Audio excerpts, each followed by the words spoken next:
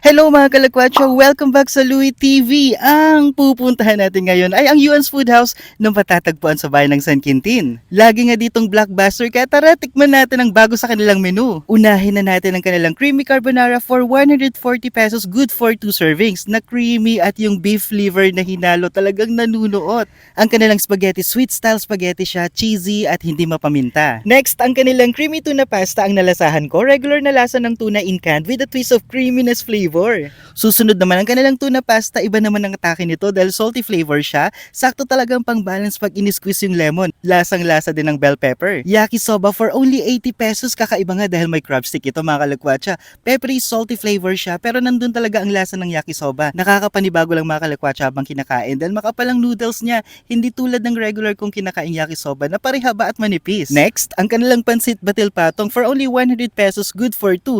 Halos kalasa ng lomi na walang sabaw. Nalalasahan ko agad ang atay na giniling plus yung bagnet crunchy even after serving. Next up, ang kanilang Paris Overload with rice. Ito ay may lechon, kawali, chicharong bulaklak, laman ng baka at liver. Hindi matamis ang kanilang pares, medyo malapot at orangey color yung broth ng kanilang pares. Susunod naman ay ang pansit malabon for only 100 pesos. Kung nakatikim na kayo mga kalakwatsa ng pansit malabon, ganun na ganun ang lasa. Yung flavor niya controlled and balanced. Let's go sa kanilang chicken impierno for only 120 pesos. May 6 pieces na. Ito ay masasabi kong must try mga kalakwatsa.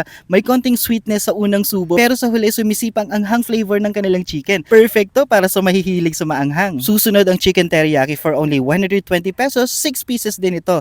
Nandun naman ang teriyaki flavor niya. Lasang-lasa yung pepper flavor niya. At the same time, syempre hindi din mawawala ang sesame seeds. Ang kanilang iconic inasal for only 99 pesos sa petso at 89 pesos sa paa.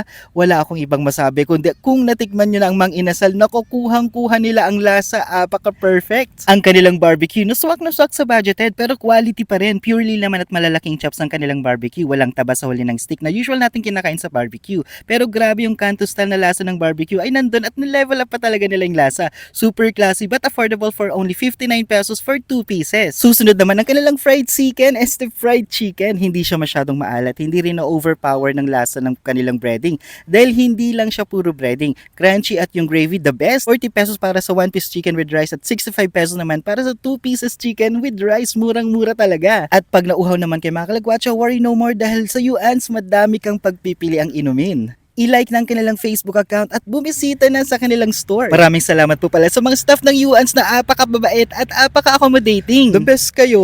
Nasaktuhan nga din natin kumakain ng mga kalakwatsa nating nanonood ng Louie TV. Salamat po. Gimasen. Mga kalakwatsa, sana na-enjoy nyo ang video na ito. Suportahan po ninyo ako at i-click ang subscribe button para magkasama-sama ulit tayo sa susunod na vlog.